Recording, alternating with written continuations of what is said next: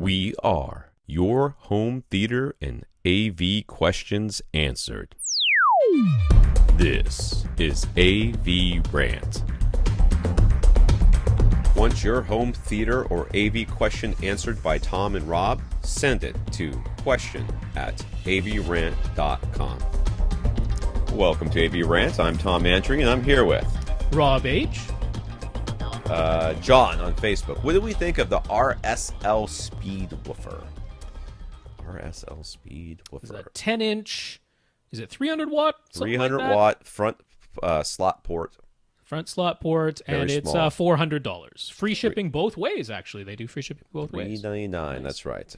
Claims, for reasons I don't understand, they are quoting Audioholics as saying that they have bass down to 20, but they don't. They have bass down to... Usable. Usable bass is code for I heard something. I heard something. That's right. That's what it means. It does not mean that it's measuring flat down to that. It's measuring flat down, or very flat down to about 25, 24, and it drops off like a rock. So, to me, this is right there with all the other $350 and $400 subs. Yep. You've got Emotiva's new one, their Base X version, which is $400. Say it right. You've got HSU's. Unfortunately, they got rid of the STF2 that I loved so much, but now they're VTF1 Mark, whatever. But that's another $400 sub right in that same price range. This is right along there with them. Yeah, seems like a decent little sub. I would have no problems recommending it. If you think that it's going down to 20 hertz, you've lost your mind.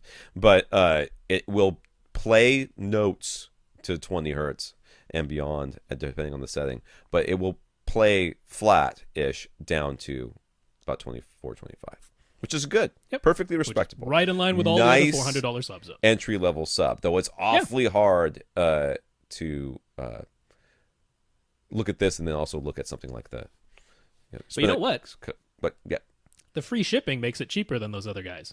There you go. So, might be our new go-to recommendation. That could now be they're touting the whole Bluetooth, blue wireless, whatever it is thing for the bass, and that's great. This extra $50, but that's great.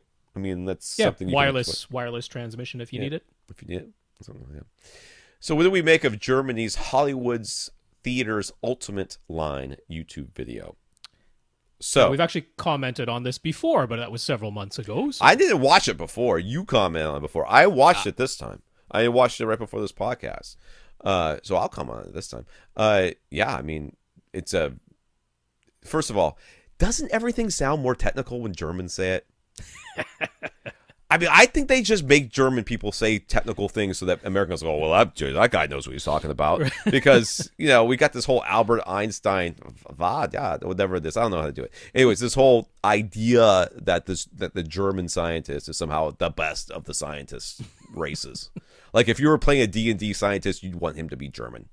Or she, whatever. Or the gnome, whatever. So, yeah, it all sounds better. There's a lot that goes on here that it's perfectly reasonable. I love what they're saying. And they completely contradict themselves, like the sentence later. Like, oh, other people will put, columns and marble and wood in there that reflects the sound, that makes everything sound horrible. We won't do any of that. Everything we do is to make it sound good. But, if you want some wood in there, we will put some wood in there for the, I'm like, you just said wood was bad. You just said that. Like, literally last sentence. The last thing you said was that wood is bad, and now you're saying you will put wood if that's what your client wants. Yeah, I know. All right, it was really nice looking and stuff, and I think it was great. And it's very sterile. I love that it's just one seat. There's a one seat theater. A one-seat $100,000 theater. Woo. No, I mean, they did say you could have more seats. It just costs more. But they're all D-box seats and stuff like that, which is terrible. But, yeah, I mean, it's fine. It's a marketing thing. They're not doing it. They're not telling you anything that we're not telling you for free. www.avrant.com/donation. But my comment on it was, now I'm assuming it's 100,000 euros they were talking about. He said dollars. He said K. Oh, did he? He said 100K. In English, so that means $100,000. I'm sorry. Well, euros end up being pretty close to US dollars these days, anyway. Yeah. But honestly, that is less expensive than a lot of other Yeah. theaters that are in this sort of category. So I like the a lot sliding of them are doors and stuff like that. Sure. That's kind of cool. And, you know, I did like the idea that they have like these sort of what you see in orchestras and stuff, these slats, so that, you know, the light and stuff goes up in there and gets caught in the sound. Like they had diffusers that were facing you, but there was absorption that was coming from the front of the room, so that if basically the diffusers or anything that's reflected back is going to get diffused. I kind of like that. I don't like the forward-facing lights. I don't know what that's. I mean, obviously those go Those out when go you're away, actually watching yeah. the movie, but Yeah, they make everything black. There's a big black box in there and stuff like that. And, I mean, it's great. It's fine. Whatever. It's great. Whatever. It's fine. I mean, I don't have $100,000. And their 30,000 one looked like hot garbage. Can I just say that? The 30,000 one, I was like, we can do curtains on the walls. Really, curtains? That looks terrible. $30,000. That's a poor man's home theater. Jeez, it's only a Lexus. Jeez, mine's a Ferrari.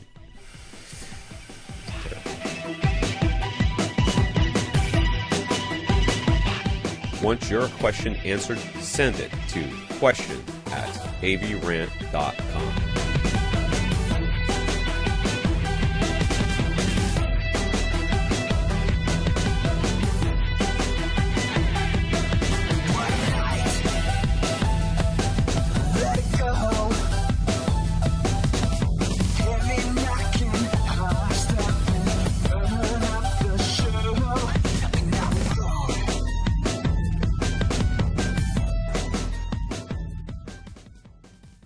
This is AVRant. Now go out and listen to something.